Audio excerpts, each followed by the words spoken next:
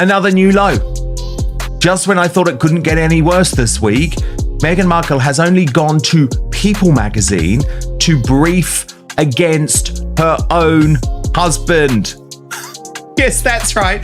As if she hasn't humiliated. Is for People magazine, and of course this is all about the hype, because tomorrow the first episode drops of From Meghan with Love, and these photos are good to tell you, although this is only online so far, the hard copy hasn't hit the streets yet, but these photographs are all 8 and 12 months old. Reporting in People magazine, which I do always have to remind you has clearly come directly from Meghan herself or one of her representatives, because that's how she works with People magazine. People magazine has now become the biggest propagandist for the Sussexes since 𝐃𝐢𝐬𝐿𝐥𝐚𝐢𝐸, that weird little bloke, you know, the one that looks like Michael Jackson. Meghan Markle just ran back to her PR safe haven, People magazine, and this time it's not just fluff, it's a subtle jab at her own husband. As usual, it's timed perfectly, right before her podcast, From Meghan with Love drops. But get this, the glossy pics. They're 8 to 12 months old, stale content repackaged for fresh hype. And let's be honest, this story didn't fall into people's lap. It came straight from Meghan or her team. People magazine has basically become her personal press machine, right behind her royal mouthpiece 𝐃𝐢𝐬𝐿𝐥𝐚𝐢𝐸. You know, that guy who looks like a knockoff Michael Jackson. But the real bomb? In all the gushing about joy and community, one name is totally missing: Harry. No mention, no nod, nothing. Makes you wonder, is this a promo or a quiet rebrand without him? Which I find very peculiar. Why didn't they do a far more recent photo shoot with her? They've obviously done a more recent interview with her, and to be very honest, it's a puff piece, but that's not a criticism. She obviously is wanting to avoid.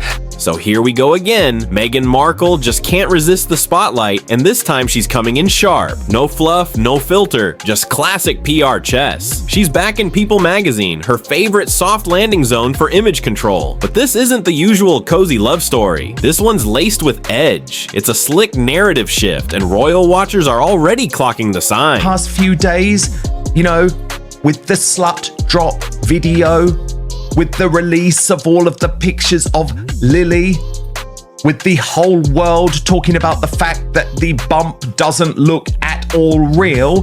Gone were the sweet words about Harry's charm or their Netflix power couple fantasy. Instead, Meghan served up a polished self-portrait, career-driven, spiritually evolved, glowing with purpose. And Harry, he was reduced to the awkward emotional baggage in the background, barely a footnote. The message between the lines was loud and clear. If this marriage falls apart, don't blame me. I did my part. And rub salt into the wounds by going to People magazine and pointing out that she's not the issue.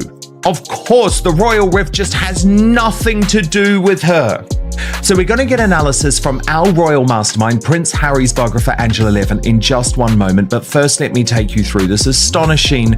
Let's not kid ourselves. This wasn't some accidental leak or offhand quote. This was a calculated PR hit, dressed in soft pastels and perfect lighting. You don't land a spread like that in People magazine unless you're making direct calls. Every word was curated, every image crafted, and yes, the whole thing was weaponized. Think vintage 2000s breakup PR, Britney versus Justin, Brangelina throwing shade through Vogue. But Meghan, she's going solo, narrating her own breakup energy, and the message couldn't be clearer. I'm glowing. He's holding me back. Kind of negativity, and she does attract that. She attracts criticism. She's become a very divisive person, but she's saying all the right things. She's even explaining why she's kept the Sussex name, why keeping that. When it comes to celebrity couples, even icons like the Beckhams keep their messy drama behind closed doors.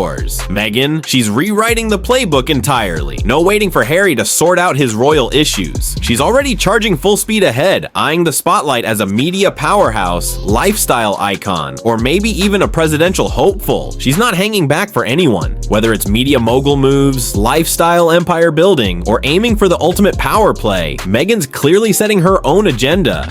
Reporting in People magazine, which I do always have to remind you has clearly come directly from Meghan herself or one of her representatives, because that's how she works with People magazine. People magazine has now become the biggest propagandist for the Sussexes since 𝐃𝐢𝐬𝐥𝐚𝐢𝐸, that weird little bloke, you know, the one that looks like Michael Jackson. Make no mistake, this was never just a simple stunt. It was a calculated image overhaul, cleverly disguised as a glossy magazine spread. The bigger question lurking beneath the surface is whether Meghan is quietly gearing up to go solo. This wasn't your typical power couple update. It felt more like a carefully crafted prelude to a high-profile split. Get ready, everyone. The Montecito saga is only heating up, and Meghan is clearly in control of the narrative. To both of them, because it is now their part of their family history, and she didn't realize how meaningful that would be until we had children. So if People magazine thought they were being subtle, they missed by a mile. This article painted a crystal clear picture, and spoiler, it wasn't some dreamy love story. Meghan Markle was framed as the calm, enlightened Montecito goddess, sipping organic teas, journaling by moonlight, and rearranging crystals to keep her energy just right. Okay, here's the report. Meghan Markle is very business about royal rift as Prince Harry is left out of the details in England. A source says that Meghan is focused on the future while Harry has one foot in the past. Meghan's the visionary, the grounded force, the spiritual CEO of their freshly minted American dream. Meanwhile, Harry's stuck playing the disheveled sidekick, trapped in a loop of royal trauma, pacing imaginary palace halls like it's Groundhog Day. This isn't mere PR fluff, it's a razor-sharp narrative shift. Meghan's cast as St. Meghan of Santa Barbara, all wisdom and wellness, while Harry's the royal relic, emotionally stuck, nostalgically chained to a monarchy that ghosted him harder than a bad Tinder swipe. You can almost hear Meghan's unspoken frustration. I lit the sage, bought the villa, gave up the tiaras. Harold, what more do you want? Past. The need to know. Meghan Markle is looking ahead while Prince Harry remains emotionally tethered to his royal past, a source tells People. Then came the real kicker, the quote that set TikTok ablaze and sent royal Twitter into a frenzy.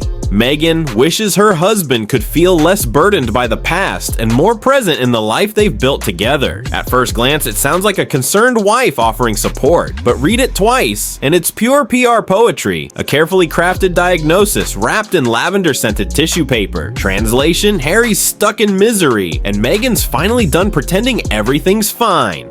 I don't think there's too much in there to upset people, put it that way, and she's obviously wanted to create some excitement about the show, which, as I say, drops tomorrow. Now, we have a brand new trailer. Now, you know what it's like churning out a few hours of TV a day. Let's not forget, this is the same couple who turned Oprah's backyard into a courtroom drama.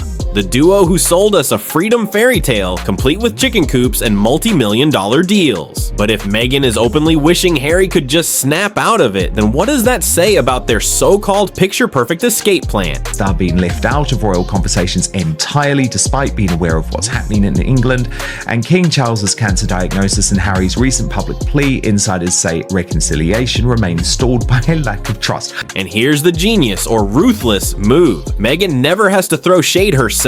She lets that quote do the heavy lifting. It's soft power at its finest, a whisper that hits like a scream. Meghan stays above the drama, the mindful queen in linen and sandals. Meanwhile, Harry's cast as the tragic haunted figure, lost and, worst of all, falling behind in this narrative war. It's St. Meghan versus sad Prince Harry, and this round definitely goes to the Duchess, diffuser in hand. She's only doing 8 episodes, and she's got a couple of $1 million per episode. So this, and like any, trailer or teaser, you're going to pull out the best bits, right, to get people excited and entice them to watch. So here is the latest trailer from Meghan with Love. Truly grasp the chaos Harry's in. You have to rewind to the literary grenade he threw straight at Buckingham Palace. This wasn't a quiet tell-all or a gentle airing of grievances. It was scorched earth on royal stationery. What started as therapy turned bestseller, but Harry didn't just spill the tea, he hurled the entire pot over the palace gate. Trust.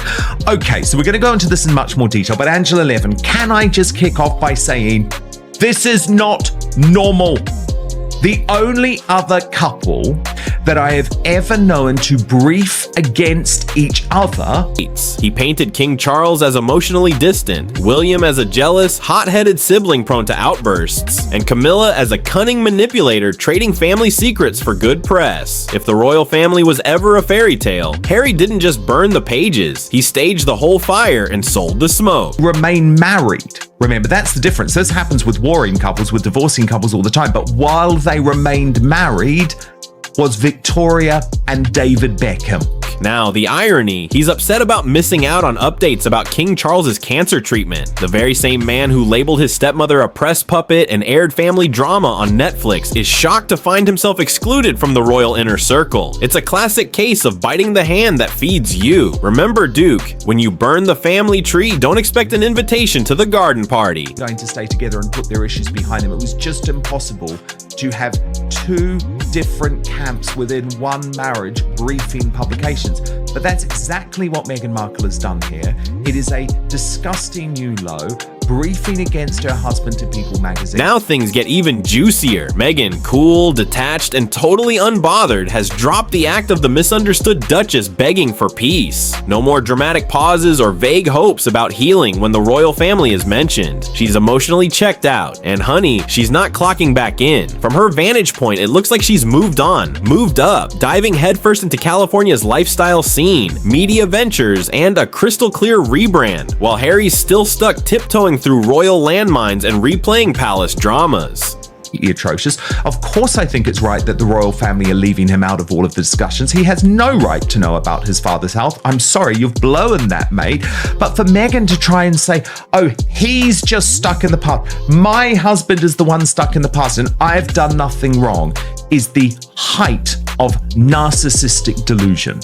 Now Harry's caught in the middle, shut out by his royal family, and quietly side-eyed by a wife who's clearly done with his royal baggage. The united front is cracking, the rebel alliance losing momentum. Meghan's no longer playing the part of performative concern or fake support. Instead, she's moving forward with a calm, graceful indifference that basically says, I told you not to write that book, babe. The contrast couldn't be clearer. He's still wrestling with the past, while she's already stepping into her next chapter. All the time, that you should be the person that hears his father say, I'm so sorry, let's get together. I don't believe that in 1 minute. As Harry watches bridges burn and doors slam shut, Meghan's strolling barefoot down a Montecito path lined with eucalyptus and cool, curated detachment. Spare might have raked in millions, but the price paid was steep. Trust shattered, family bonds strained, and maybe a little chunk of the dream Harry hoped to build. Let's face it, you can't launch a memoir like a grenade, expect cheers, and then act surprised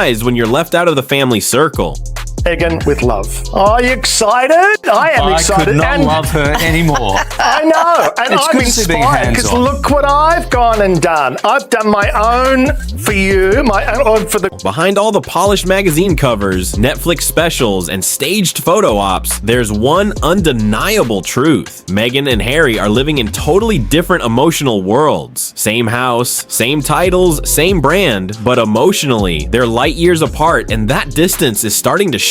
First up, Meghan. She's the architect of her own comeback. She doesn't just move forward, she levels up every single time. While the world is still catching up, she's already plotting her next headline, building lifestyle empires, cutting deals with top publicists, locking in A-list partnerships, and crafting a story that shouts, I'm not just surviving, I'm dominating. Meghan's mastered the hustle and rewritten the PR playbook. I think it's Prince Harry, who actually has to apologize hugely because of all the nasty things he said, for saying that his father was trapped in his job, as was William. Let's be real, and Spare wasn't your typical memoir. It came out as a raw scream, a no-holds-barred airing of wounds, not a neat wrap-up of old stories. But here's the catch. Releasing pain isn't the same as healing. Now that the dust has settled, Harry finds himself stuck in a no-man's land. Not fully royal, not fully free, caught between roles and identities. Meanwhile, Meghan's already busy building the next chapter. The real kicker, Meghan views Harry's struggles not as something to handle with care, but as a hurdle to clear. For her, it's all about pushing pushing forward, expanding brands, growing influence, securing her legacy. For Harry, the past isn't done with him yet. It's loud, raw, and still playing out in public. I don't believe that it should be that way round. Well, indeed.